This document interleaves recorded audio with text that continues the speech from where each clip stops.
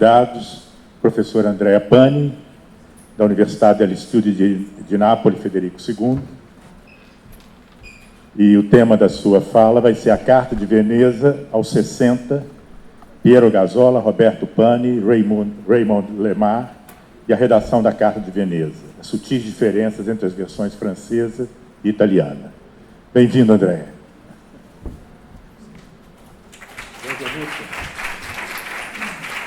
Benvenuto.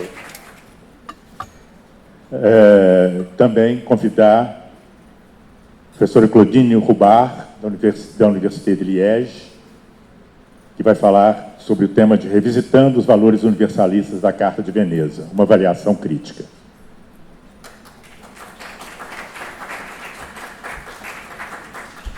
Bem-vindo, Claudine. E professor Nivaldo Andrade, da Universidade Federal da Bahia, o impacto da Carta de Veneza na América Latina.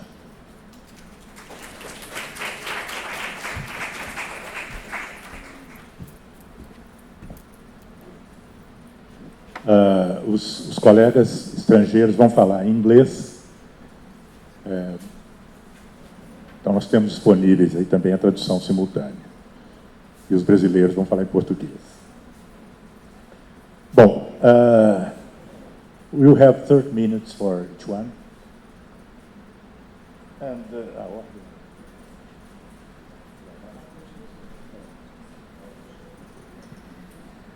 então vamos seguir a ordem proposta, começar com o professor Andrea Pani.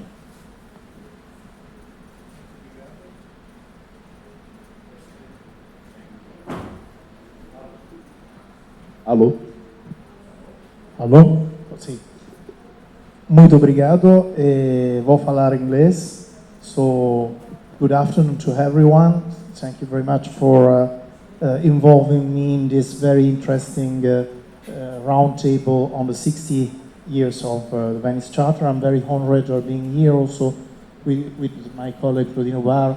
We have shared a lot of presentations on this document, even in Paris, in Lyon, and we met a week ago in Florence for the conference that was devoted to the 60 years of the Venice Charter, and that I will also show the proceedings. That has been the last event on this topic. So I'm very happy of being here. If it's possible to start with my presentation, can I? Por favor. Okay, perfect. Yes, perfect. Thank you very much. So my topic, and I'm sure that it would be related also to what Claudine Bar, Professor Claudine Bar also will say. We have two presentations that I guess are strictly related, is about the drafting of the Charter, but also about the backgrounds, and in particular about the role of three men that have been always related to the history of this international document, that are Piero Gazzola, Roberto Pane, and Raymond Lemar.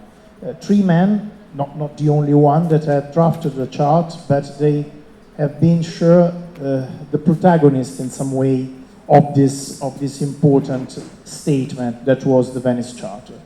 And I present you a research that is an ongoing research, in fact, that I've started since a long time, because in 2009 we were, I think together, Claudine, we were in Verona in the conference devoted to Piero Gazzola, the first conference about his work, in which I presented a first short paper about the genesis of the Charter. Then I extended my research in a lecture that I gave in the ICOMOS Ireland in 2011. It has been published as a small volume.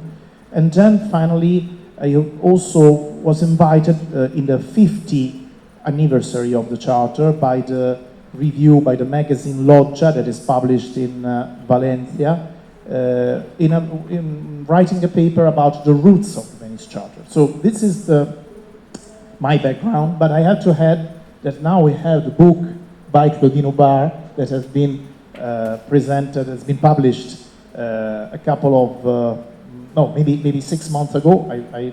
I bought it maybe 6 months ago, and we had the proceedings of the conference in Florence. This is the first volume, in which we have also some important papers about the origin of the Charter.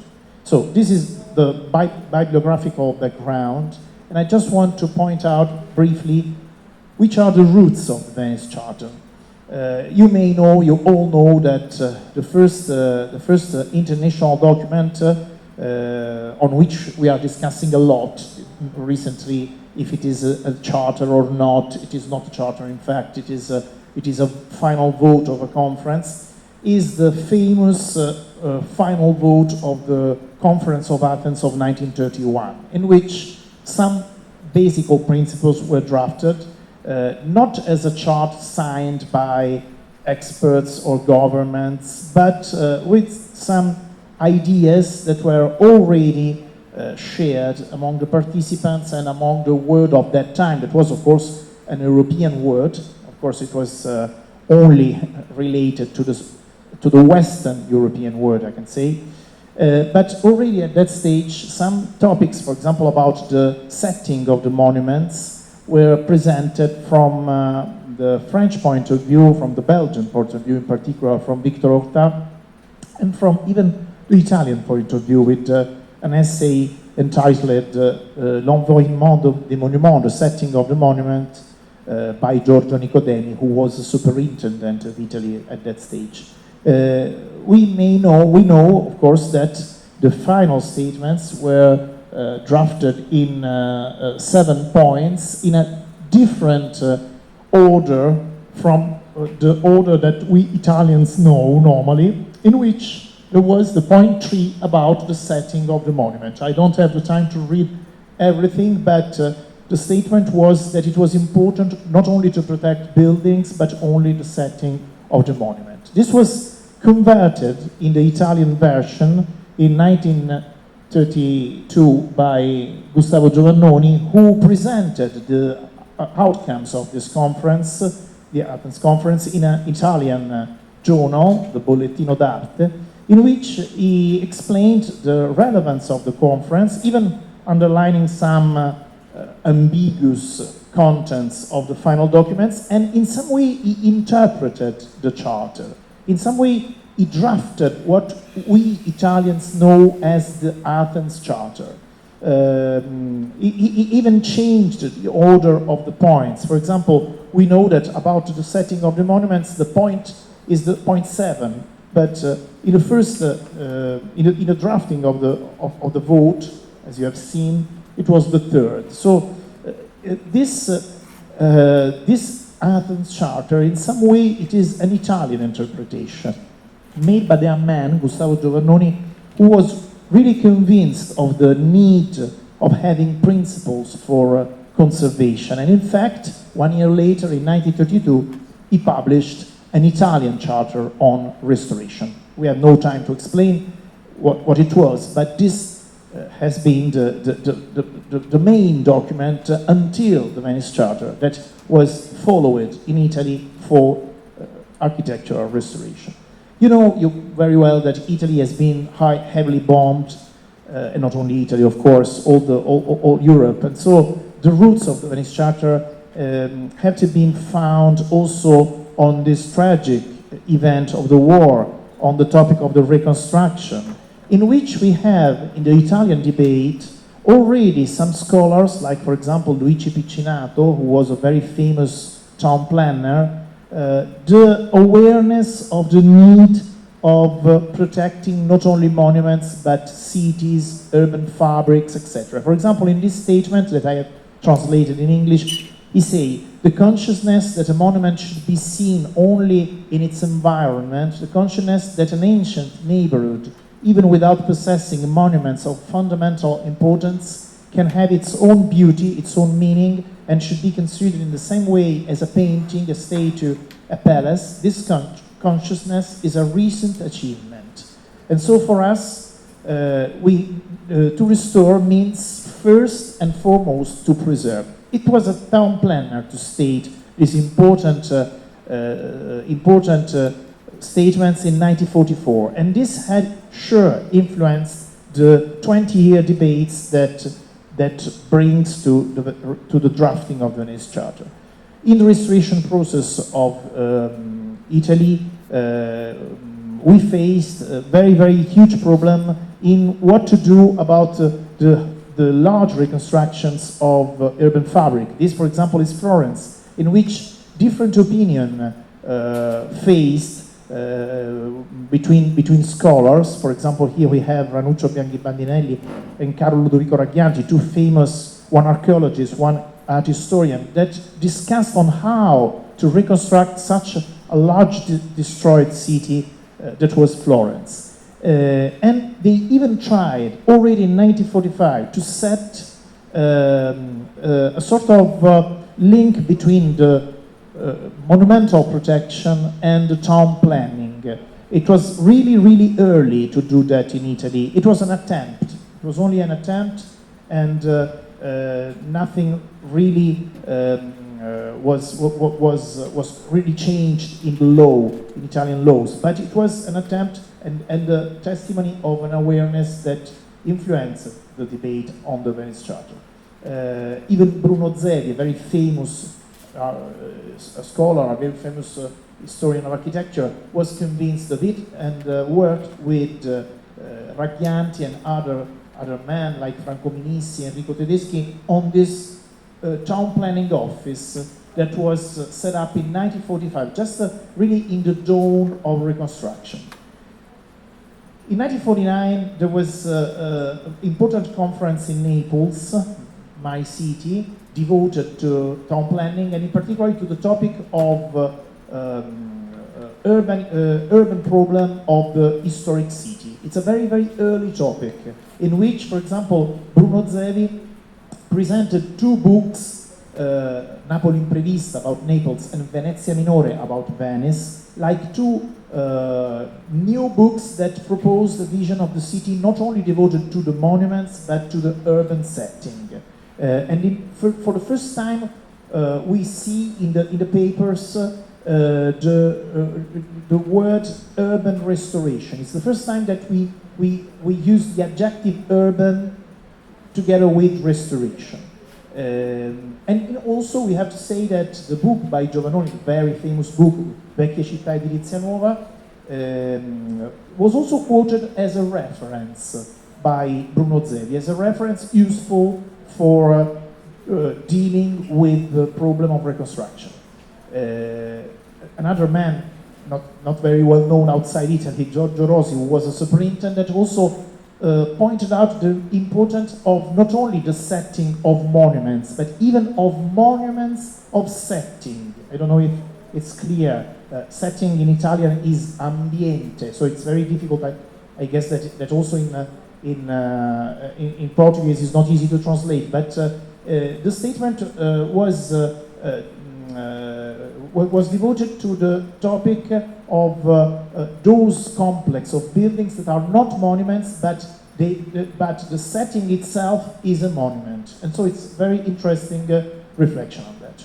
We know that during the 50s, the Italian debates about the topic of reconstruction and inserting new buildings in old urban fabric was very, very strong, with different positions, with the refuse of the Frank Lloyd Wright project for Venice, with the support of this project by a very famous scholar, like, for example, Ernesto Nathan Rogers, that was the director of the magazine Casabella in those years. And on the opposite side, Cesare Brandi, the very famous art historian and theorist of restoration, that underlined the impossibility of inserting new architecture in old urban fabric because of incompatibility of the two languages, and finally theorized the absolute incompatibility of old and new in historic Italian cities, with a lot of consequence. And I can say that after that, this was stated in 1956, 1957,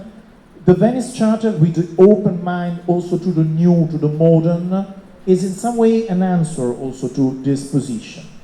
You know that the background was a very tragic situation in which the property speculation destroyed the Italian landscape and Italian cities, and this is very well depicted even in a movie, Hands on the City, Le mani sulla città, that is very, very topical to understand this phase. In this phase, Roberto Pani, that was a scholar in Naples, a professor of history of architecture and restoration, proposed also 3 simple points to avoid the destruction.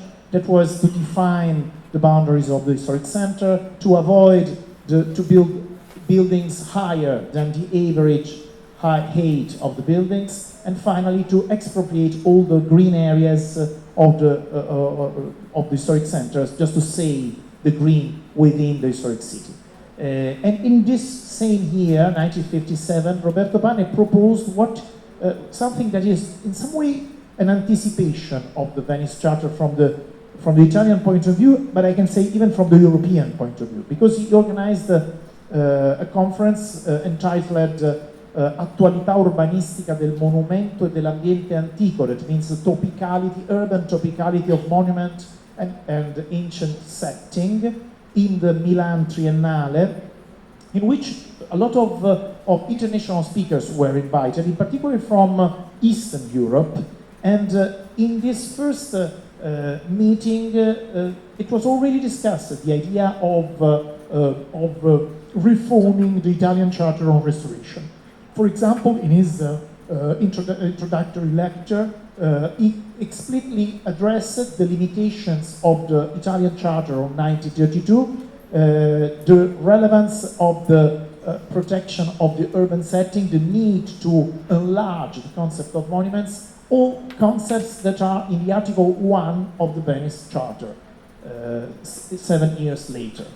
And finally, also I have to say that in 1960, in Gubbio, in Umbria, was set up an association about the historic centers, the ANCSA, A-N-C-S-A, that was devoted to protect the ancient centers, and in the charter of this association it was stated that the entire ancient environment of the city must be protected, but prohibiting any insertion of new architecture. This was the point of view, like Brandi and other scholars, of a complete separation between modern and ancient architecture. All these, in some way, are the Italian roots. But what about the French culture and the French-speaking world? I quote some slides that we shared with Claudine Aubard in some old presentation, reminding about the very important conference of 1957 in Paris. It was the first conference of architects and technicians of monuments, in which some points were drafted. This is in French. Sorry, it is the original text, in which if you look at the 6.6, it is explained that one of the topics to discuss on is the relationship between architects of monuments, of historic monuments, with town planners, and the study of the context of the ancient buildings. These were the countries involved. This is the outcome. These are the proceedings in which it is underlined the value of authenticity, historic beauty, etc. But also a final statement. These are the final votes of the conference, in which it is allowed the possibility of inserting the modern architecture within the historic center, but only provided that these new buildings respect the scale, the colors, the equilibrium with the monument. So a very important topic of relationship between old and new.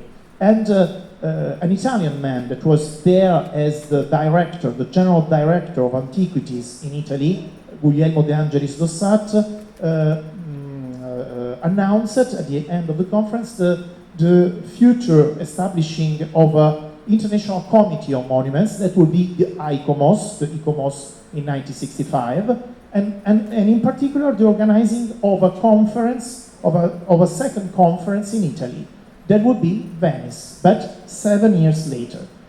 So what about the organizing of this conference? The organizing of this conference is a topic very, very complicated. We need 3 hours to speak on that. But in general, if you look at the proceedings, you understand that this was a very, very hard work, followed by a man in particular, Piero Gazzola, who was a superintendent in Verona, and that was really the protagonist, the main protagonist of the organization in Italy of this very relevant conference. A conference at the end of which we had the Venice Charter signed by 23 experts, as you see here. And in the organization was also very important the new general director of Antiquities and Art, that was the art historian Bruno Molaioli. In this letter, there is an official letter of invitation to Roberto Pane to join the conference and to make the introductory lecture of the conference. You see all this very, very relevant organization with a very large committee, and I just here present you, this is the book, of course, so just to remind us a lot of names that we normally don't relate to the Venice Charter. For example, we have Giulio Carlo Argan, we have Leonardo Benevolo, we have Cesare Brandi. These were all within the how can I say, the steering committee of the Venice Charter. Even some of the dean of the faculty in Naples, for example, Franco Iossa was the dean at that stage. Plino Marconi was in Rome. But a lot of men, Carlo Ludovico Raggianti, Ernesto Rogers, that did not attend the conference but was in the steering committee. Giuseppe Samona, another very important town planner that was professor in Venice. So it was a very, very large steering committee within which there was an organizing committee chaired by Piero Gazzola and with some members that you see here, all Italian, of course, because it was the practical organizing committee, sorry. Then there was an exhibition. You may know that related to the conference, there was an exhibition in Palazzo Grassi in Venice, organized by Piero Sampalesi, who was a very young professor of conservation in Florence, and helped by our very dear Marco Dezzi Bardeschi, that was the protagonist of the exhibition, in fact, and he designed even the layout of the exhibition. This is the first meeting in a large room of Palazzo Ducale in Venice. This is an image that I have to thank Victor Pimentel from Peru that has provided me this picture. And I have to say that I have a recent opportunity that was very, very stimulating for me, because I had the opportunity to interview one of the last protagonists of the conference, that is not Victor Pimentel, that I have also interviewed on Friday, but an Albanian scholar, Alexander Mexi, that was at 25 years old in the conference, not as a panelist, but only as in the public. But he remembered everything about this very important event. Why I want to point out this? Because I think that it's very interesting to understand that the presence of the delegates was really spread all over Europe and the world, I can say, as you see. But in particular, there is something that that I have noticed recently. That is the relevance of the eastern world of Europe in a period, 1964, in which this was not so obvious. If you look at here at the largest delegations, you see that, for example, outside Italy, of course, there were 160 people from Italy, it was in Italy. Then there was France with 90 people. Then there was Austria and Belgium with a lot of people, of course. But if you look in the end of the list, there is Union Soviétique, Soviet Union, with 25 people. That at that stage was not so obvious. And Yugoslavia, that even was under the Soviet Union influence, with 32 people. and of course also Albania with 2 people, and I interviewed one of these 2 people. The other has passed away, of course. This was the younger one. This is the list with all the names, all the delegates, of all the delegates, a lot of men, and a lot of even young men, even students that were present as delegates from different countries. It's just to have a look. You see the large number of French delegates, Italian delegates, a lot of them, of course, and all the other countries in which I guess that Claudine will speak on that. It is also interesting to have a geographical point of view that is not so strict as we can imagine. It was a large participation from all over the world, and if you think that 1964 is not so obvious to have such a lot of delegates from all over the world. Okay, this was the first conference, the first lecture made by Roberto Pane. This is the picture that shows Roberto Pane opening the conference with Piero Gazzola, Raymond Lemaire, and Carlos Flores Marini in the center on the table. The conference introductive was a very strong attack by Roberto Pane against the reconstruction made by the US delegates, for example, in Athens, the very famous example of the Stoa of Attalo that was attacked by him, and this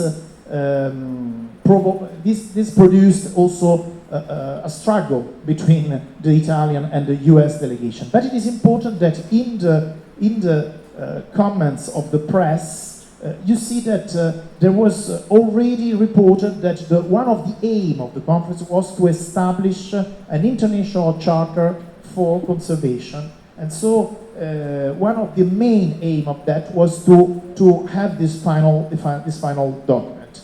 But this was hard fighting with between Professor Roberto Pane and the American delegates on how to reconstruct buildings and how to restore buildings, and this produced the outcome that the US did not sign the document. Because I see that the time is going on, so I will go fast, but in general, because English needs more time, but in general I have to say that the testimony of one of the protagonist of the Venice Charter, that was Gertrude Tripp, an Austrian woman that signed the charter, was that the vision of the charter was made by Gazzola and Pane, but the real drafting of the charter was thanks to the French tradition. This is interesting also for the discussion that we do also with Claudine about the authorship of the charter. That is a very complex issue. What is sure is that Roberto Pane and Piero Gazzola were in some way devoted to the same roots, the same culture. They were students of Gustavo Giovannoni, both of them. This is the work made by Roberto Pane with Gustavo Giovannoni. This is the participation of Roberto Pane and Gazzola in the conferences organized by Giovannoni in the 30s. Gazzola was also one of the staff editor of the review Palladio, directed by Giovannoni. They were all involved, both of them involved in the reconstruction. Roberto Pane for Santa Chiara, Piero Gazzola for the bridges in Verona destroyed by the Nazi bombs. And they were related in some way on the topic of Andrea Palladio. Gazzola was the superintendent of Veneto, in which all the works by Andrea Palladio are spread. And Roberto Pane was the author of one of the first books on Andrea Palladio in 1948. So it is within this context that they may have met for the first time. Roberto Pane was also appointed as UNESCO officer in 1949. He organized the first conference about reconstruction in Paris in 1949. And so I think that this is the background, and the background was about the reviewing of the Italian Charter. There are letters in both archives that demonstrate that. Here Gazzola says to Roberto Pane that he wants to come to Naples to discuss about the idea of revising the Italian Charter, and so proposing a new charter in Venice. This is the diary of Roberto Pane, in which we read Gazzola at Napoli, Gazzola in Naples, in the days in which they met. And these are another letter in which Gazzola states, I have read the Athens Charter and I have understood that it's different from the Italian Charter, so we need to revise the proposal. And finally, they arrive in Venice with a proposal of sort of editing of the Italian Charter. This was distributed among the participants to help the discussion for the Venice Charter. It's even reported in a press review that this proposal was discussed during the days, and even in the newspapers. You see, this is very relevant. The newspapers also made a sort of chronicle of the stages of the conference, in which they say also about the approval, the final approval of the Venice Charter. But what about the role of the French? And here I go very, very fast because I'm sure that I will try to go fast because I'm sure that Claudine will discuss a lot on that.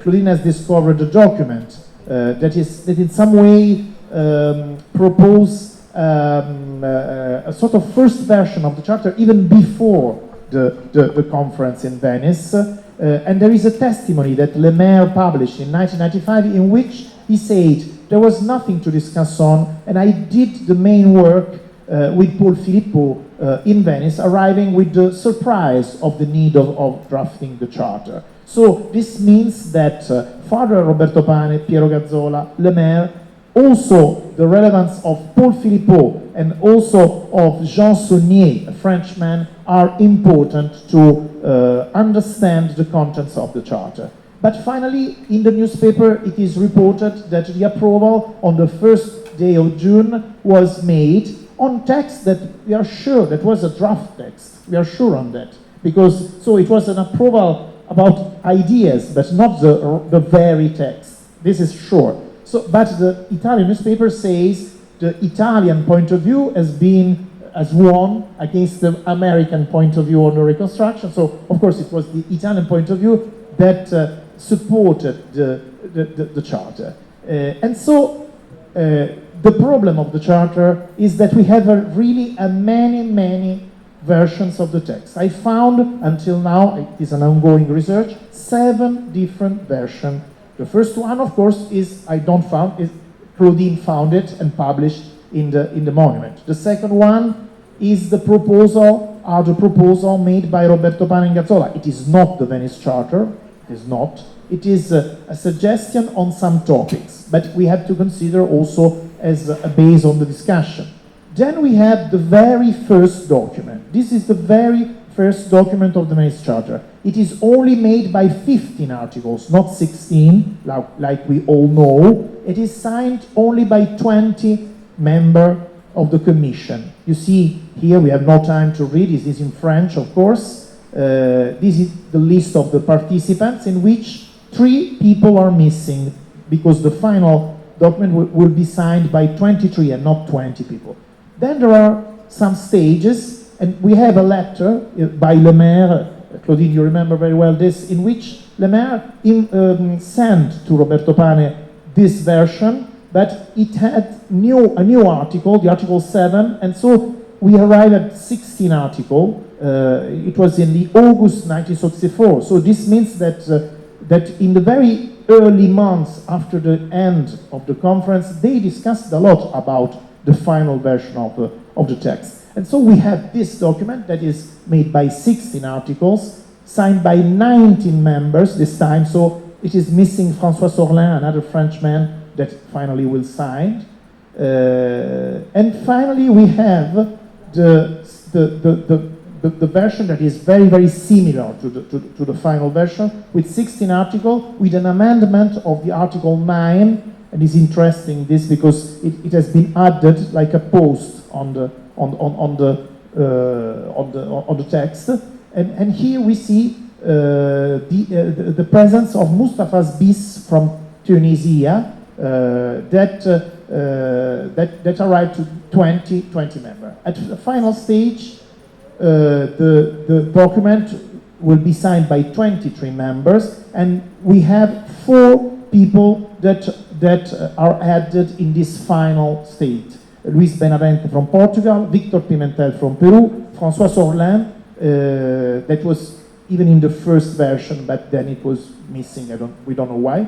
And then Mustafa Zbis from Tunisia. This is the version, this is a version of 1964, and this is the version of 1966 that was finally approved and shared among the ICOMOS. So you see, it's a really challenging history in which finally we have understood, also sharing this discussion with Claudine, that there are differences between, for example, the Italian and the French version, from the French and the English version, etc., etc. I don't have time, and so I just want to point out slight differences between Italian and French text. As you know, the French text was one of the official version, I can say the very official version.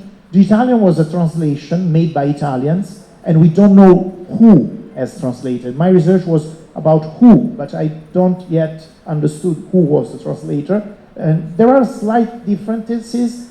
One in the first article, in which in the Venice Charter in French version we say le site urbain ou rural, in Italian is ambiente urbano e paesistico, that is different from rural, it's not the same thing. But the main difference, and I remember that in Paris we discussed on that, and for the first time I sized this difference, is the Article 9. Because in the Article 9 in French, and this is very important I think for restoration, it is said that every new addition to the restoration is a work that in French is seen relève de la composition architecturale. That we have Claudine, so we can have a French speaking better than me, but this means that it is related to the composition architecturale, to project. In Italian, you see, is completely different because it is translated, it has to be distinguished from the composition. So it means that from the Italian point of view, restoration and new intervention are different, but the spirit of the charter was completely different. So I finish here, and I give the floor to Claudine, sorry for 5 minutes late, because I think that the topic of translation is really, really relevant. I'm sure that you have new news on that, and so thank you very much for your attention. Okay, so well, our presentations will really be related, as you will see, and I will focus on a very specific aspect of the Venice Charter, which is universalist ambition. As you all might have noticed, there are congresses and conferences all over the world this year celebrating the 60th anniversary of the Venice Charter. It's not something new. Each 10th anniversary of the Venice Charter has been marked by scientific and professional events. What is quite interesting to notice is that as the time passes, you have more and more universities, research centers, and so on involved in these events, and not only ICOMOS, which is the father of the Charter. So the Charter really is becoming more and more a research topic, and a topic also for academics, let's say, and not only professionals. These events happen all over the world. You see, we are here in Brazil, we were in Florence. I was another time in Florence earlier this year. There was a conference in Lisbon, which I didn't manage to attend. I don't know if you did. There is a special issue of a Chinese journal about the Charter, also proposing a new translation of the Venice Charter. So that means that this universal ambition of the Venice Charter, which was already present in the preamble, saying that the principles should be agreed and laid down on an international basis and then applied following each culture, was quite successful. But we also know that at the same moment there are very strong criticisms against the Venice Charter, especially coming from the critical heritage scholars, let's say, with this vision of the Venice Charter as really the banner of the authorized heritage discourse and European imperialism and so on.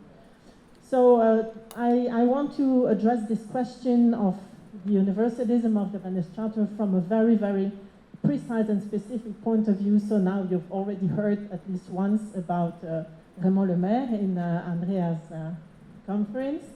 So why is it interesting to look at Raymond Le Maire's experience? Because he was a Belgian art historian. He was present at the Venice Congress, playing the role of rapporteur for the first session. He was also one of the drafters of the charter, and then in 1965 he became the first Secretary General of e-commerce together with Piero Gazzola, who was the first president, and he succeeded Gazzola after he passed away in 1975, and he became the president of e-commerce until 1981. So that means that in his archive, which are kept at the University of Louvain in Belgium, you find not only everything related to his own project and his own productions, but also everything about the 15 first years of e-commerce, really much more than you can find at e-commerce headquarters in Paris. So what do you learn about the Venice Charter using the archive of Le Maire? Well, as a participant in the Venice Congress and one of the drafters of the Charter, you find a lot of documentation about the drafting process, so successive versions and so on, as Andrea already mentioned. But you also find a few clues about the first translations. I will say a little bit about that at the end. In the files related to e-commerce and the 15 first years of e-commerce, you find very, very interesting files about aborted revision processes of the Venice Charter, which are also interesting to look at from the point of view of universalism. So my presentation will be structured in 3 parts. First the drafting process, then the revision processes, and finally a few words about the translations. So to start with the drafting process, so the archive of Le Maire keep some versions, different versions of the Venice Charter, even one which is really a draft, you see, with a lot of changes and so on. So some manuscript version, a manuscript version also from Paul Philippot, who was the author of the preamble and also of the Article 8. And then the version also which was actually approved during the conference. You also find a lot of correspondence between Le Maire and other people who took part in the Congress or in the drafting of the Venice Charter in the period between the Congress and December 1964, during which Le Maire was in charge of finalizing the text of the Venice Charter. So this is the map Andrea was also talking about the participants, the attendees of the Venice conference. In fact, I don't have the same numbers as you have, because I didn't use the list in the book, but I counted the names in the list of participants, and this does not correspond. I don't know which one is correct, but we should sort that out. But so you see that you have participants from all over the world with a dense concentration around Europe, of course. But when you look at the small committee who was really around the table to write these versions of the Venice Charter, you come to five men, of course, and there were 2 Italians, you already know about them, 2 Belgians, so Paul Philippot, who was at that moment deputy director of ICOM as well, Le Maire, and then this French Jean Saunier, Andrea already mentioned. And then you have this list of 23. I'm sorry, sometimes I'm repeating things you said, but it's from another point of view, so I hope it's not too disturbing. But you have these 23 people who signed the charter, and it's not very clear what their role exactly was. What did they do actually during the conference? If you look at Le Maire's writings, but this is a very late text, 1995, where he explained his recollection of the Venice Congress. He explains that the first draft, which he had written, let's say, with the committee, was discussed, corrected, and amended, and emerged from the ordeal little different in content from the initial draft. And if you look at the different versions drafted during the Congress, it showed that they are not very different from one another. So it doesn't seem, indeed, that this possible examination by this larger committee had really an impact on the content and the drafting of the Venice Charter. Another thing that I can say is that when you look at the correspondence between Le Maire and the people who took part in the drafting after the conference, so in the second part of 1964, only the people with these red signs were contacted. Well, there is only a trace of correspondence between Le Maire and these people, so many people were not at all, it seems involved, and you have people who were not signatories of the charter, but who were, on the contrary, contacted and who exchanged views about the definitive version of the charter. And if you compare, and well, I didn't have all these different versions, but in my version, what I wanted to point out also is that in the definitive version, you have these three people outside Europe. You always say, well, the Venice Charter was also drafted by people outside Europe. Well, in the version really approved on the 29th of May during the conference, only one of these people is in the list, and it is Carlos Flores Marin. A last document I want to show you about the drafting process is this letter from Le Maire to Gertrude Tripp, who was the only woman signatory of the Venice Charter.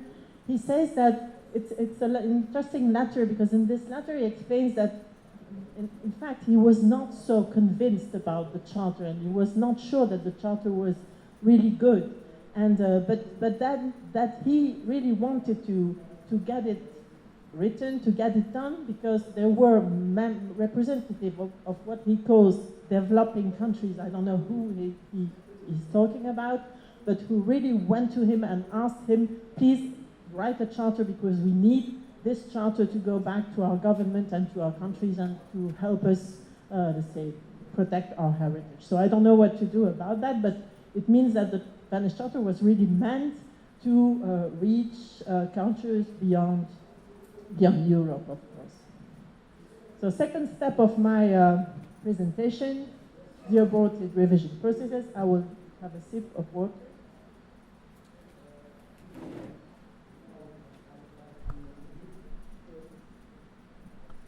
So the aborted revision processes. What is very interesting in the archive of Le Maire, as I told you, there are also the archive of the first years of e-commerce, is that you find traces that already in the early 1970s, so that means 5-6 years after the Venice Charter was approved, Piero Cazzola and Le Maire already wanted it to be revised.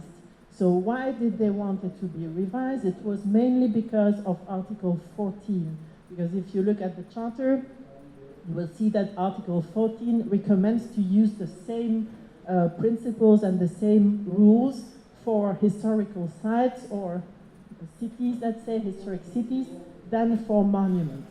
And in fact, the experience of the 1960s had proven that principle wrong. For example, Raymond Le Maire was in charge in the 1960s to rehabilitate the Grand Béguinage of Louvain, which became a sort of pilot project at European scale on urban renovation, let's call it like that. Now it's a very beautiful site, it's on the World Heritage List, but this was really at the cost of a very, very heavy restoration, which was completely not in line with the Venice Charter principles. So it was a very, very hard restoration that the Venice Charter would have completely condemned, and it is really contemporary with the Venice Charter. So if you look at different, well, I won't go into detail into this, but you see that really the buildings were restored in a former state at the scale of the ensemble, at the scale of the whole group. And in fact, this was because Le Maire considered, finally, when it came to groups of buildings and historic cities, that finally the atmosphere and the spirit was as important as the qualities of the individual buildings. So That means that if you would apply the Venice Charter to each individual building, you wouldn't get this global and atmosphere of the whole. So that's what led him to really push towards a revision of the Venice Charter. So what happened then? Gazzola and Le Maire, as Secretary General and President of ICOMOS, they wrote to all the ICOMOS national committees asking for advice, saying, what do you think? Does it work? Would you like the Venice Charter to be revised or even to be replaced or rewritten? And what is very interesting is that in his archive you can find the answers of the national committees, at least from 15 countries that you see on this list. And then you have, of course, 15 countries. It's not much, but it's quite there is a big diversity of countries in the list. And if you look, for example, at what the delegate of UNESCO, who was Hiroshi Daifuku, said in 1976, so that means 20 years before the Nara conference, well, he says exactly the same. He says, okay, the Venice Charter is too European, even too Mediterranean. It wouldn't work, for example, for buildings in Asia or North America made of wood. And the Committee of Japan, of course, went in the same direction. But they didn't want the Venice Charter to be completely replaced. They wanted to have it amended just to include that greater diversity of heritage. And what is quite funny to look at, there was also a big problem of terminology, and this is also something that has to do with universalism. If you look at the UK comments and the US comments, and you have a look at these, you see that the UK Committee of ICOMOS, they didn't want the Venice Charter to be replaced, but they wanted to reorder the article and to provide new definitions. The US Committee, of course, they recommended a completely new charter because from the start it had been a problem for them, the Venice Charter. But what becomes really funny is that when you look, of course, this is too small, you won't be able to read, and me neither, I think, because I'm too far from the little screen. But they both propose to add definitions to the Venice Charter, because, of course, there are no definitions in the Venice Charter, so the terms are really vague. And they both propose to add so many terms to define strategies, but when you compare these, they have only 3 in common with the same language. So it was both English, so only 3 in common, which were preservation, restoration, and reconstruction. So they share these 3 terms.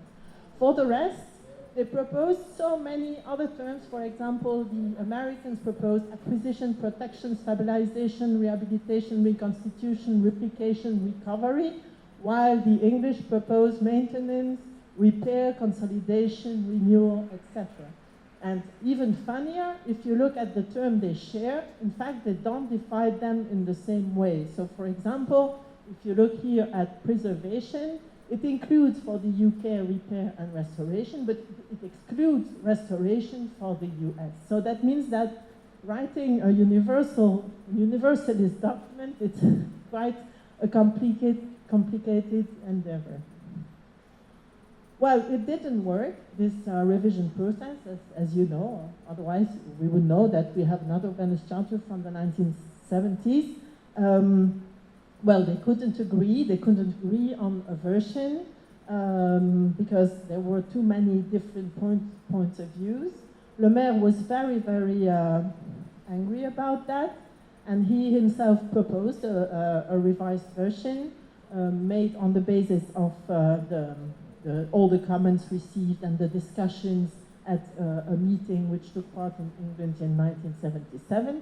And what is interesting is that in this revised version, he proposed to revise Article 9 to include other points of view on heritage. For example, he replaced the simple contemporary stamp that we all know by the mark of the time, place, and if applicable, the authentic and living tradition that characterizes it. So it shows sort of openness to a more diverse way to look at heritage. But this revised version was not approved by the General Assembly of ICOMOS in Moscow in 1978. There was another attempt in 1981 by Roberto Di Stefano in the next assembly of ICOMOS in Rome. And finally, well, it never worked out. This is an excerpt from the last speech of Le Maire as president of ICOMOS, where he regrets, in fact, that they didn't succeed. He's convinced that it must remain something very important on the agenda of ICOMOS, but this never really happened. So, last part of my speech, a few words about the translation, which is really something I'm very interested in at the moment. As we already said, so the Venice Charter was drafted in French, so all the many versions we know are in French, and at the General Assembly in Krakow in 1 year after the conference. So there were 4 versions presented as official, using the 4 official languages of UNESCO at the time, so it means French, English, Spanish, and Russian. And so what happened between? What happened is that there were refinements, reordering, that we already talked about, but also translations. And that is quite a fascinating process, because if we look at the archive of Le Maire, what do we learn? We don't learn much, but still we learn something.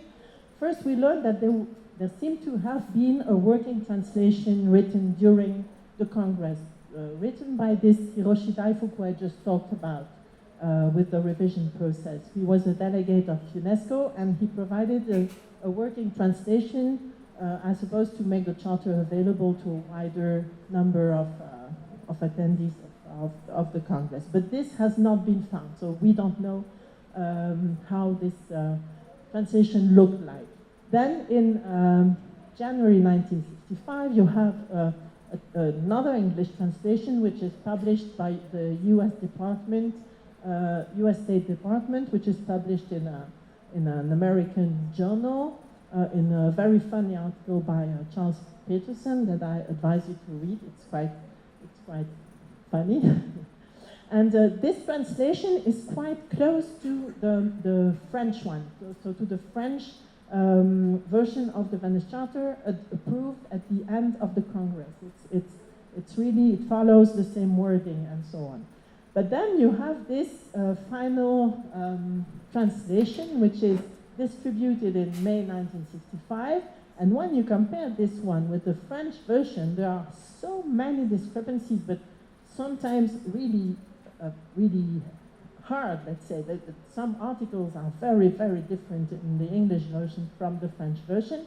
And the Archive of Le Maire suggests that the people who did, the person who did this translation was Lord Euston, who was at that moment the president of the Society for the Protection of Ancient Buildings in England, and it was reread, let's say, corrected by Mr. Taylor, who was the director of historic monuments or something like that. So, well, this is too small to be read, but Andrea already talked about that. But it's quite interesting to follow a single article through the successive versions of the Charter and also in the different languages. And Article 9 is really very, very relevant to look at it from this perspective. But I won't talk about that further because you already did, Andrea. But when you think that in 1994, and this is a very incomplete survey, but still it's made from this publication from 1994 of ICOMOS Scientific Journal, when there was a sort of inventory of the versions of the Venice Charter and the countries where they were used. But I'm sure that's very incomplete because, for example, there are many South American countries which are not on it. The Chinese translation, I added it myself because it was not in, but when you see all these different versions, and all these different versions, of course, they were written based on which version, we don't know. Some of them were made based on the French version, other on the English version, other on a mix of versions, other maybe on the Russian version. Of course, I don't know. And you can imagine that, of course, we don't have a Venice Charter. The Venice Charter doesn't exist, of course. There are so many Venice Charters, no? So we have the impression that we have this universalist document, but in fact we have so many documents, all very different. And of course, I'm not the first one to notice this. It has already been noticed over and over by e-commerce, but it was always seen as a problem to be solved. So it has been seen as, oh my God, we don't have the same Venice charters. We should do something about that. We should correct the translations, or we should try and find the Venice Charter again. Well, that's not why I'm interested in that. In fact, I started a small project, which is a sort of a pilot project for a bigger study, comparing the linguistic versions of the Venice Charter, but not only with heritage scholars, but also with linguists and translation study scholars. And it's incredible what you see, because they notice many things that you don't notice in these linguists. And it becomes very interesting. And the same as Andrea, what I want to understand is who did these translations, why were they made, when were they made, who commissioned the translations, and what was their impact in practice of using so many different documents. So this is a project I'm trying to build up. I'd like to propose a tool where we could all collaborate and share and connect all these versions of the Venice Charter together, connect them to one another, so a version from which version comes a version of, or from which article comes an article, and so on. In some language there are many versions of the Venice Charter, successive or contemporary, and then who were the people connected to these versions, the groups, and also which project can show what the impact of these versions was in practice. So that's really a project I'm now working on and trying to build up. So if you're interested and you have an unknown version of the Venice Charter at home, please let me know and reach out to me. And this was my last slide. Only to say that if you're interested in Le Maire, there will be my book launch tomorrow, so you're welcome. Thank you. É uma honra estar na mesa com esses dois colegas, porque há alguns anos eu leio as publicações deles sobre a Carta de Veneza em suas diversas versões. O que eu preparei para apresentar a vocês é um subproduto da pesquisa, de bolsista de produtividade de pesquisa de PQ, que eu desenvolvi nos últimos anos, que passa também pelo pós-doutorado que eu fiz ano passado. Eu estive como visiting fellow no ICRON, em Roma,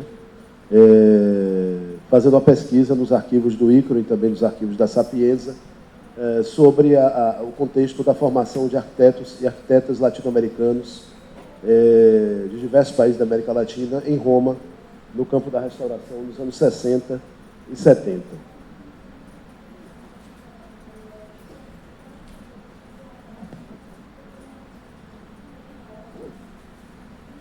Já foi falado aqui da lista de presença publicada nos anais da Carta de Veneza, né, que foi publicada depois. Aquela lista é equivocada, ela é incompleta. Por exemplo, do Brasil, ela fala da participação de 2 delegados, e a partir de um artigo que eu vou falar mais à frente, publicado no mesmo ano de 64, na revista Arquitetura do IAB, do Instituto de Arquitetos do Brasil, é possível saber que eram 4 representantes, 3 do IAB e um do equivalente ao IFAM, do Instituto do Patrimônio Histórico e Artístico Nacional. Mas o que eu acho importante ressaltar aqui é que de 622 delegados que aparecem na lista oficial, de 62 países, apenas 15 são da América Latina, que é um número realmente ínfimo, 2,4% do total, é muito pouco, né? Eram 4 delegados do México, 4 do Brasil, já atualizando a partir do levantamento que eu fiz, 3 da Venezuela, 2 de Cuba, 1 da Colômbia e 1 do Peru.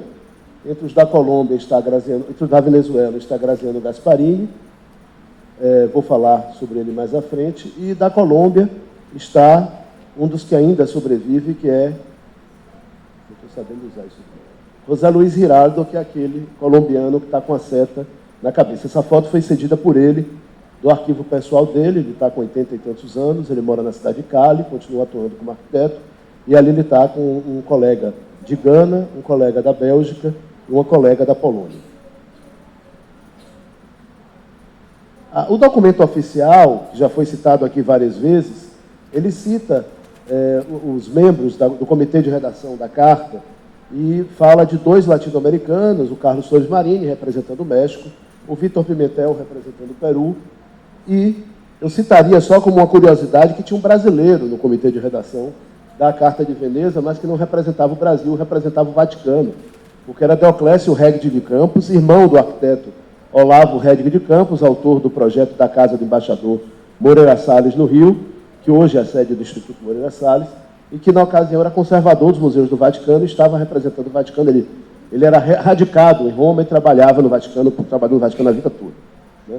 Então, temos um brasileiro também no comitê de redação, que é o Deoclésio. Mas, voltando a Flores Marini e a Vítor Pimentel, do que eu consegui levantar até o momento, ambos haviam estudado anteriormente em Roma. Vítor Pimentel estudou na segunda metade dos anos 50 em Roma durante 5 anos. A última metade dos anos 50 ele viveu em Roma, trabalhando com Carlo Cheschi, seguindo alguns canteiros de restauração com Carlo Cheschi e seguindo as disciplinas de restauração do curso de graduação da Faculdade de Arquitetura da Sapienza de Roma, porque ainda não havia a escola de especialização.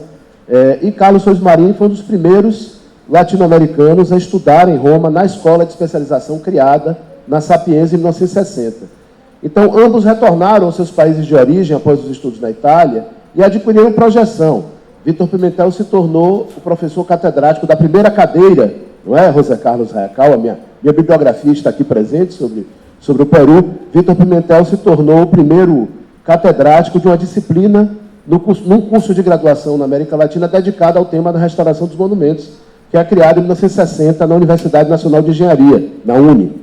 Essa cadeira atualmente é o professor José Carlos Raiacal, que a ocupa, que é uma disciplina de restauração, a primeira da América Latina, e Carlos Flores Marini também criará uma cadeira semelhante no México logo depois, e ocupará uma série de cargos importantes na administração pública, também no INA, no Instituto Nacional de Antropologia e História. Então, a percepção que eu tenho é que a participação deles, além de delegados dos seus países, era também uma forma de quem estava organizando o Congresso de Veneza e a Carta de Veneza, de dar uma visão de que aquela carta não era restrita apenas ao contexto da Europa e da Europa Ocidental, principalmente, mas que teria uma abrangência, de fato, mundial. A presença deles era importante para chancelar, para legitimar a dimensão internacional dessa carta, assim como é o papel do tunisiano também, o Mustafa Aziz. Sobre as traduções, eu não levantei todas ainda, José de Nordenfleet aqui certamente conhece muitas outras, mas só nos primeiros anos. No primeiro ano, a carta é aprovada, redigida no Congresso de maio de 64, até maio de 65, houve pelo menos 4 traduções na América Latina, o que mostra que, apesar da reduzida participação de delegados latino-americanos em Veneza, a carta tem uma acolhida local em toda a América Latina, em vários contextos latino-americanos, muito rápida. A primeira tradução que eu identifiquei é aquela que é publicada na revista do IAB, na revista dos Arquitetos do Brasil, em setembro de 64. Depois nós temos também, em 64 de dezembro, uma tradução publicada nos Anais do Instituto de Arte Americano, Investigações Estéticas, da UBA, da Universidade de Buenos Aires. Temos, em janeiro de 65, uma tradução publicada na revista, que era dirigida por Graziano Gasparini, o Boletim do Centro de Investigações Históricas e Estéticas, da Faculdade de Arquitetura e Urbanismo da Universidade Central da Venezuela. E temos, em maio de 65, mais uma tradução para o espanhol, na revista Cali, Revista Analítica de Arquitetura Contemporânea. Dentre várias outras nos anos seguintes. Estou pegando só o primeiro ano para mostrar que havia, e tem erros nas traduções, né, José? Tem equívocos nas traduções que são relevantes, mas eu não vou entrar nesse detalhe aqui. Eu quero mostrar como, já nos 4 ou 5 anos que seguem a aprovação da Carta de Veneza, ela passa a ser utilizada na defesa de projetos de restauração, os memoriais justificativos de projetos de restauração realizados em diversos países da região. Alguns nem tanto fundamentados assim na Carta de Veneza. Era muito mais retórica do que, efetivamente, uma fundamentação. O professor Paulo Armindo de Azevedo, que vai estar conosco aqui hoje, em outra sessão, em outra mesa, ele publica nos 25 anos da Carta, em 89, numa revista especial que o ICOMOS Brasil faz para comemorar os 25 anos da Carta de Veneza, ele comenta o impacto que foi a publicação dessa tradução na revista Arquitetura. Ele trabalhava no IFAM, na época, desde que ele havia se formado, ele trabalhava há alguns anos no IFAM, e ele comenta que não havia dentro do IFAM um debate sobre critérios de restauração. A própria revista do IFAM, que é um veículo fundamental que existe desde a criação do IFAM, no final dos anos 30, ela é uma revista de história da arte, ela é uma revista de história da arquitetura, ela é uma revista que não publicava projetos de restauração. Os primeiros projetos de restauração vão ser publicados somente nos anos 80. Então não havia um debate, havia uma praxis, havia uma forma empírica de restaurar os monumentos, que era aquela conduzida por Lúcio Costa, ou conceituada por Lúcio Costa, por Alcides da Rocha Miranda, Souza Reis e outros do IFAM Central, em diálogo com Silvio de Vasconcelos em Minas, com Diógenes Rebouças na Bahia e com outros profissionais do ISAI em São Paulo, que atuavam em restaurações. Então o que havia era uma forma de fazer, produzida através de uma prática dentro de uma instituição, que era o Serviço do Patrimônio. E aí Paulo vai dizer que a chegada, os pareceres desses arquitetos da geração anterior, da geração de fundadores do IFAM, é que eram as referências. E Paulo vai dizer que a partir da chegada da Carta de Veneza, dessa tradução, rompe-se a solidão.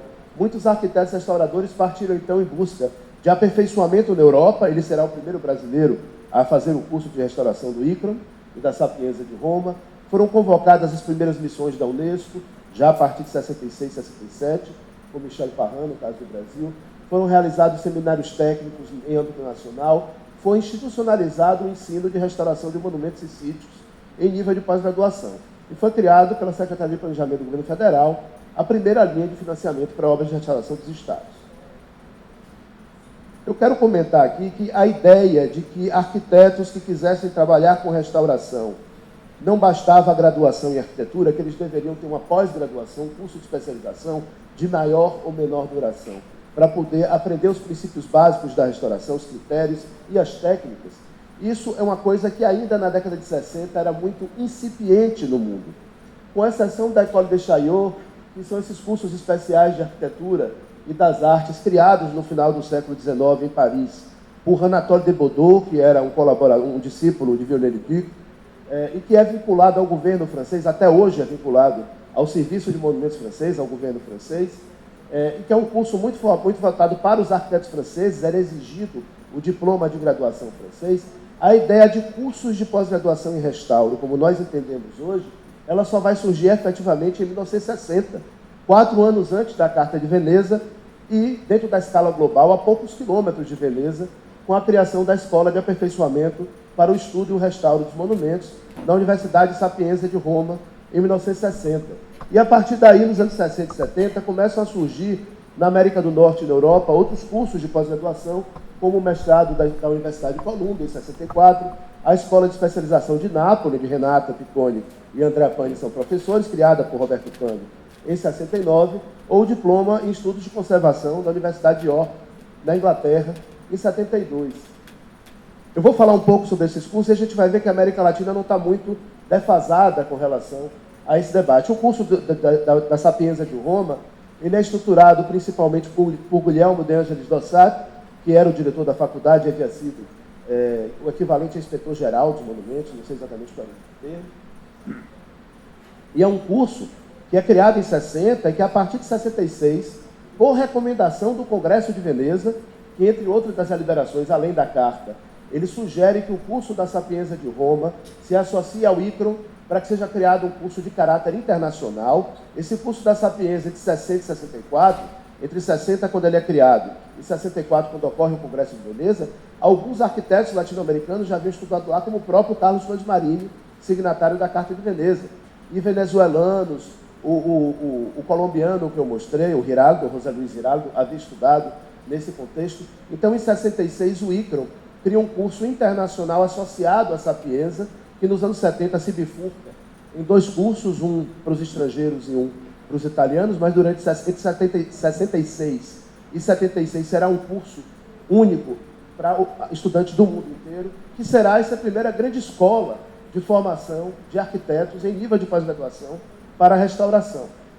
E que vai atrair pessoas de todo o mundo. Aqui eu separei por regiões, ao meu critério, não são os continentes, mas eu quis destacar a América Latina como uma região cultural, e a gente pode ver que, claro, a Itália tem metade dos alunos, 700 alunos quase, 250 são da Itália, mas você tem da Europa Ocidental, que é ali ao lado, 123, da Europa Oriental, 55, da Ásia, principalmente Irã, e alguns outros países ali dos arredores do Irã, no Oriente Médio, 104, mas a América Latina tem 85, porque eu já aumentei esse número em pesquisas mais recentes, para 90 arquitetos e arquitetas que estudam entre 60 e 80 em Roma, nos cursos do ICRAM e da Sapienza.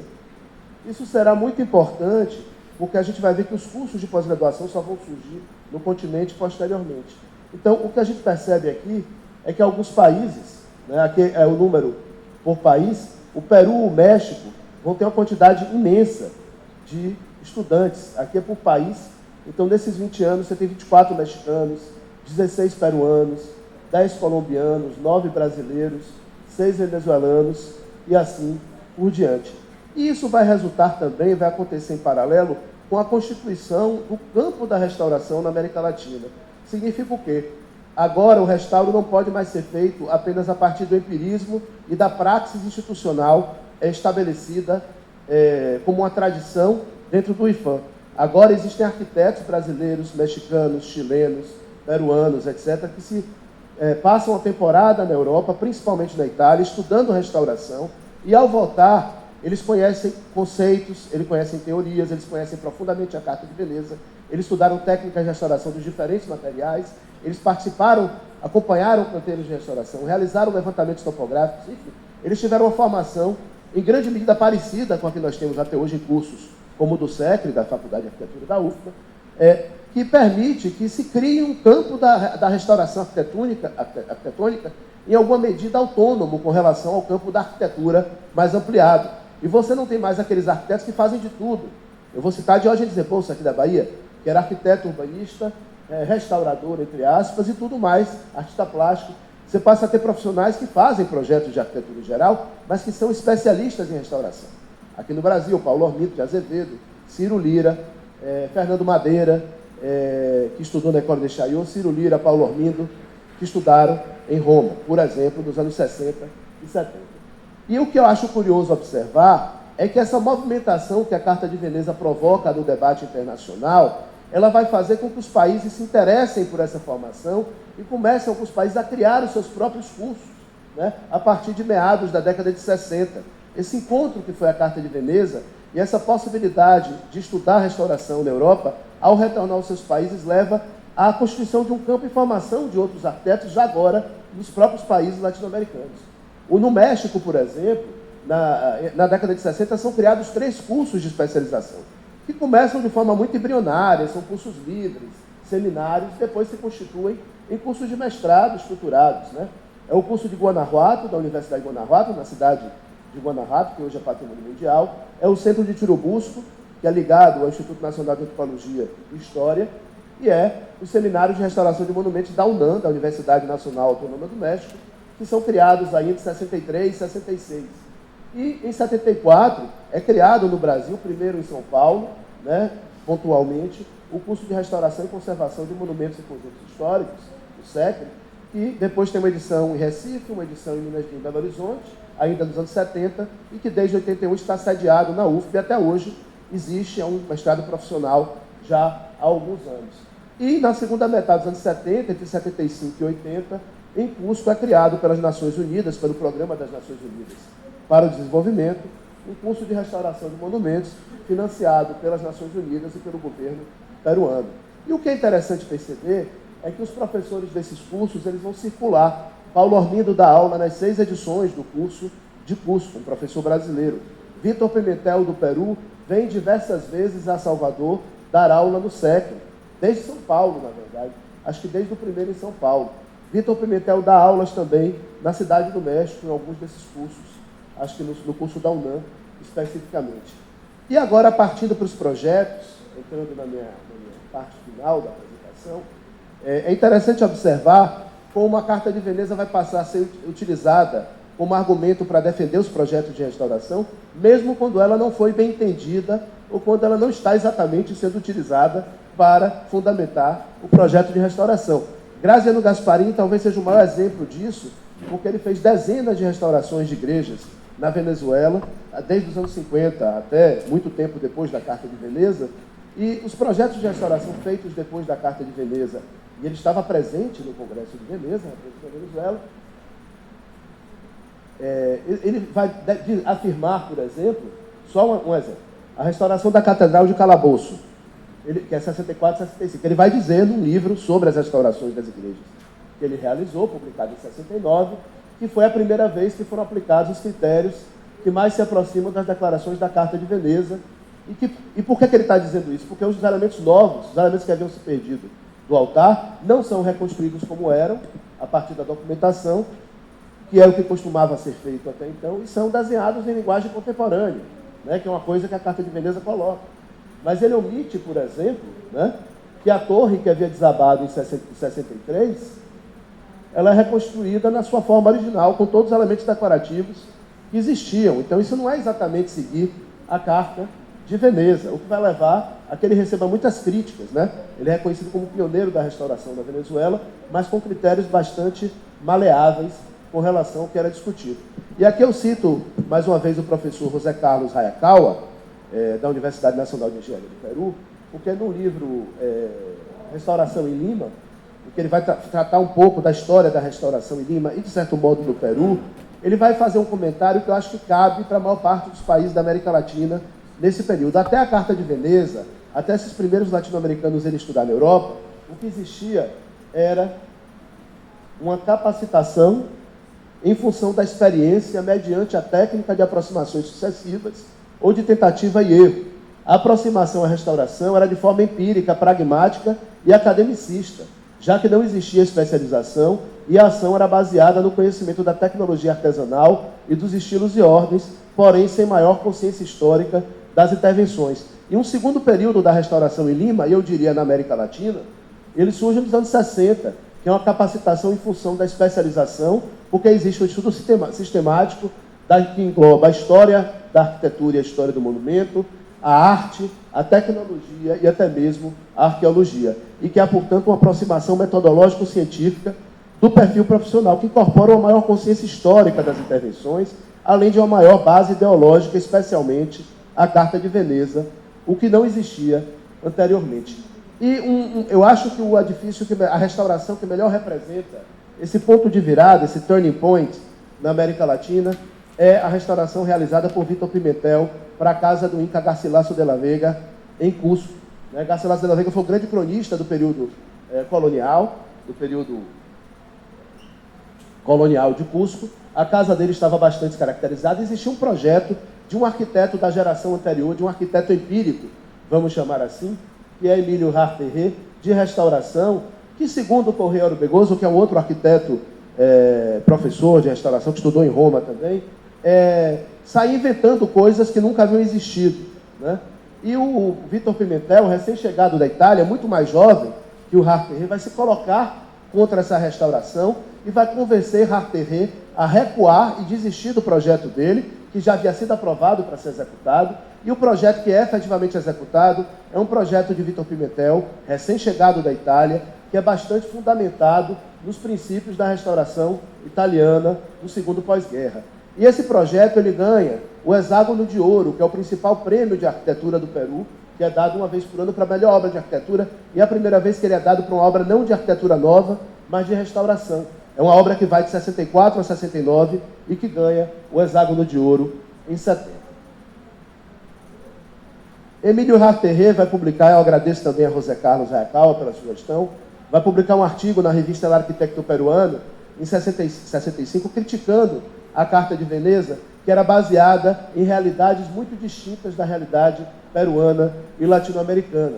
E que reconstruções, como a que vinha sendo feita na cidade de barro de Chanchan, uma cidade de uma cultura pré-colombiana, elas eram necessárias para que as ruínas falassem e reforçassem o sentimento de autoestima dos peruanos, a identidade nacional. Elas tinham um caráter educativo. E, portanto, ele propõe, ainda que não se desenvolva, a criação de uma Carta de Lima, a redação de uma Carta de Lima, que seria uma oposição à Carta de Veneza adequada à realidade limenha, peruana e, podemos dizer, latino-americana. O próprio Paulo Ormindo publica também em 65, na revista do IAB, na revista Arquitetura, o projeto que ele realizou para um edifício novo numa esquina do Centro Histórico de Salvador, que já era tombado pelo IFAM, na esquina da Rua Monte Alverne, a uma quadra do Terreiro de Jesus, que é esse edifício daqui, que é um edifício interessantíssimo, porque ele não abre mão da modernidade. A gente vai ver aqui referências ao Parque Guinle de Lúcio Costa, ao Pedregulho de Afonso Eduardo Ride, portas metálicas de enrolar, estrutura de concreto aparente, e apesar de tudo isso é um edifício que se ambienta perfeitamente dentro dessa paisagem, porque Paulo vai discorrer longamente no artigo dele sobre a necessidade da reintegração volumétrica e paisagística em intervenções de construção de nova arquitetura em conjuntos urbanos, né? E ele vai dizer que é inaceitável a reconstrução na feição antiga e vai citar a Carta de Veneza, né? Eu não vou ler tudo agora porque não há tempo, e também vou pular isso, que é Diógenes Rebouças, da geração anterior, um empírico criticando os técnicos italianos que querem restaurar paredes que podem ser demolidas e substituídas por paredes novas. Afinal, vai ser tudo rebocado e pintado, não tem sentido gastar mais dinheiro só para preservar paredes antigas. Isso é uma besteira de técnicos italianos. Isso ele diz em 87, quando ele conduziu o canteiro de restauração mais importante de Salvador, que era o do Solar Bercor, sede do IFAM. Também vou pular o projeto de Carlos Soares Marinho para o Colégio de Jesuítas de Depósito Sotlan, e vou chegar no final aqui falando desse debate que eu acho que é o mais significativo, seja do impacto da Carta de Veneza na América Latina, do reconhecimento de que agora existe um documento referencial, mas que também demonstra que alguns estavam um pouco perdidos, sem entender direito a essência da Carta de Veneza.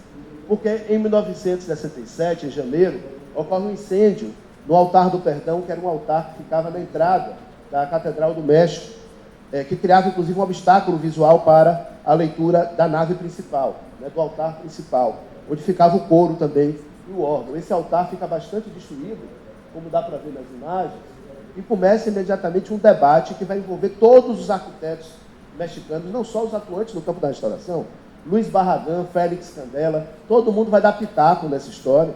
As revistas de arquitetura vão tomar partido, uma vai tomar partido de um grupo e a outra de outro, porque é um grupo renovador, contratado pela Sebispado, que propõe simplesmente demolir o que existia ali, porque aquilo era uma excrescência. Já que não sobrou nada, só sobraram ruínas, a gente tira e cria uma nave íntegra, que não era o caráter da igreja, nunca foi daquele jeito, a igreja, a catedral, né? E outro grupo, que era um grupo restaurador, entendia que aquelas ruínas deveriam ser restauradas, que tinham condições de ser restauradas, que elas estavam lacunares, mas poderiam ser restauradas. Claro que esse segundo grupo é representado pelos que haviam chegado da Itália recentemente, e o grupo renovador eram os empíricos ou os filhos dos empíricos, os discípulos dos empíricos. Então, Ricardo de Robina é o líder do grupo reformador, que diz que deve se demolir o altar do perdão e o coro para dar à catedral uma configuração totalmente diferente.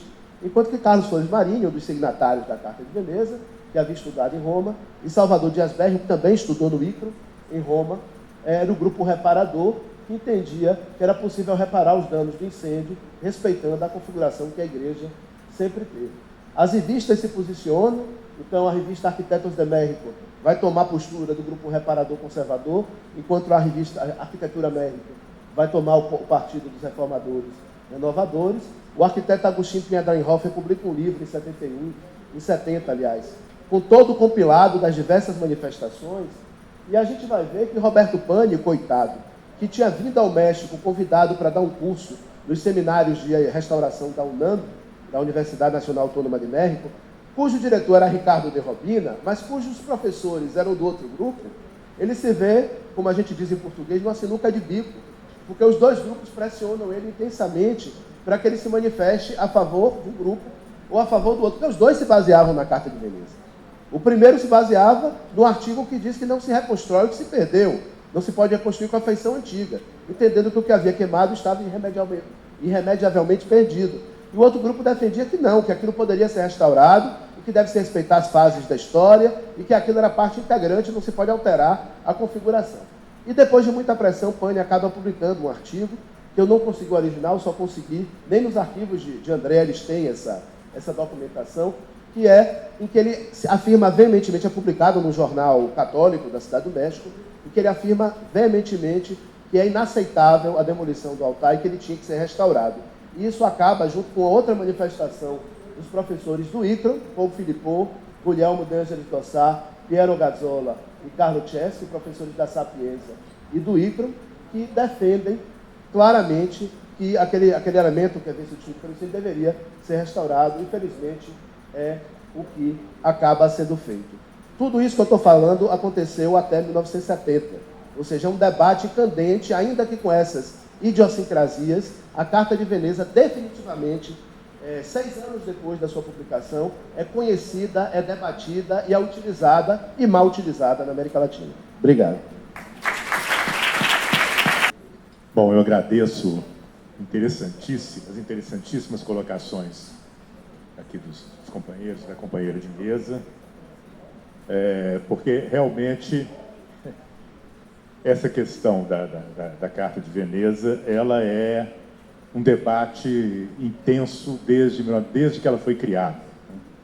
E me parece que algumas coisas, dos grandes problemas que ela traz consigo foram colocados aqui pelos nossos colegas. O Andrea aborda a questão do entorno, né? E essa é um dos problemas que a gente percebe nessa leitura da Carta de Veneza. Porque, embora o objetivo da época fosse criar uma carta que fosse objetiva, né, que ela criasse parâmetros, digamos, claramente colocados, a leitura ela permite outras interpretações, né, e traz consigo algumas contradições, como essa que o Nivaldo colocou, né? Então, a questão do entorno, por exemplo, ela explicita um problema que vamos considerar do monumento ao entorno ou do entorno ao monumento. Qual é, né, aquele que o André coloca isso com muita clareza, qual é o sentido que a gente vai aplicar, né? O entorno como o centro da preocupação ou o monumento como o centro da preocupação e esse sentido.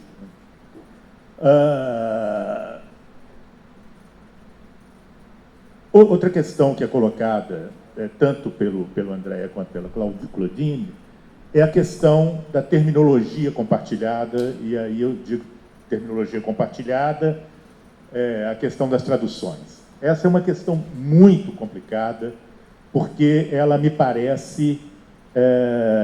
porque, como também foi dito aqui pelos nossos palestrantes, a Carta de Veneza ela é muito motivada por uma sensação de pós-guerra de que a humanidade podia ser uma só e compartilhar os mesmos valores, digamos assim, né? Então, a ideia da Carta de Veneza, essa ideia de ser universal, né, ela pretendia também que a terminologia fosse compartilhada. No entanto, o que a gente percebe, isso é evidente, né, pelas traduções que vocês colocaram, é que existe um problema de tradução, mas eu desconfio que o problema não é só de tradução, mas de terminologia, como é que cada termo é entendido pelos técnicos de diferentes países, e eu diria que vai além disso. É também uma questão cultural. A maneira como o latino-americano entende a questão de restauro é diferente da italiana. E isso não há nenhuma tradução que vai dar conta dessa questão, porque era uma questão basicamente cultural. Então, a gente tem diferentes significados além da questão da tradução em si, mas diferentes significados pelos termos que são usados na carta. Achei também muito importante uma outra questão que Claudine levanta, que é em relação aos processos de revisão que foram abortados. Às vezes o que é abortado é tão importante quanto o que foi escrito, né? Porque mostra também aqueles pontos que não se considerava de consenso, né? E de um consenso universal. Então, me parece que essa questão merece um exame também muito mais detido do que a rapidez com que foi colocado aqui. Da apresentação do Nivaldo, é muito interessante a gente perceber, né, também o impacto da Carta de Veneza na América Latina. E ele, eu tinha notado aqui uma conclusão que ele já antecipou, né? Ou seja, através da Carta de Veneza, a gente pode justificar qualquer coisa, quase, né? A gente pode justificar tanto destruição, quanto, inclusive, alterações assim, terríveis nos bens patrimoniais, nos bens históricos. Sob a égide, a ideia de que a nova intervenção tem que trazer a marca do tempo, pronto, abriu-se a porta, pode fazer qualquer coisa, ou entender qualquer coisa a partir disso. Né? E essa questão do impacto, ela ainda se complica mais ainda no caso brasileiro, no caso da América Latina, embora você tenha parado nos anos 70, eu fiz recentemente também uma pesquisa tentando identificar os cursos de patrimônio que nós temos na América Latina. Então, nós ainda temos esse outro problema, porque a questão do patrimônio, ela se superpôs à questão da restauração, e nem tudo que é patrimônio segue a questão da restauração. Restauração é uma coisa, patrimônio é outra, completamente diferente, embora elas se encontrem, se tangenciem em alguns momentos. Mas o que a gente tem visto é que essa superposição, ela muitas vezes confunde tanto a técnica do restauro quanto o reconhecimento do patrimônio. Então, esse é um outro problema de confusão que me parece importante citar a partir do que o Nivaldo nos colocou. O outro problema, que é um problema também que é trazido aqui no debate, é essa questão do empirismo e da normatização, né? Que também tem a ver com a ideia do reformador e do reparador. Também na tentativa de ser universal, a Carta de Veneza procurou criar parâmetros universalistas. E aí a questão que se coloca é entre empirismo e parametrização.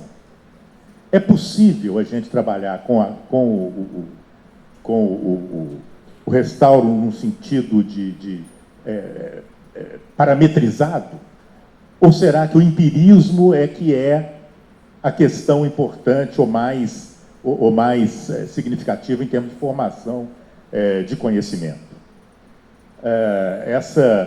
Essa questão é uma questão muito complexa, né? Tem, inclusive, um livro da Susana Kátia Gherardini, né, que é o Paradoxo da Restauração, né, que ela também mostra exatamente essa questão, né? Até que ponto o empirismo responde mais do que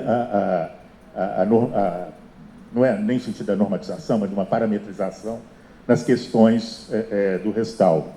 E essa é uma questão também que se coloca na Carta de Veneza. Na medida em que ela busca criar parâmetros universais, ela também ela se mistura um pouco com a questão do empirismo e, ao mesmo tempo, abre muito para o empirismo. Então, essa diversidade de leituras que a Carta traz é uma diversidade muito curiosa, porque ela não acontece só em termos de tradução, mas também de cada pessoa que lê a mesma Carta. Ou seja, o texto ele não é objetivo, como já diriam os hermeneutas em qualquer lugar do mundo. Bom, eu não sei se a gente... Bom, nós teríamos 5 minutos para debate. A minha sugestão é que a gente faça o debate dessa sessão e da próxima, porque a próxima sessão dessa sala vai ser sobre a Conferência de Nada. Então, a minha sugestão é que a gente faça o debate conjunto ao final da próxima sessão, se vocês estiverem de acordo. Ok? Então, agradeço novamente ao Nivaldo, Claudine, Andréa, pela brilhante sessão que nós acabamos de ter. Obrigado.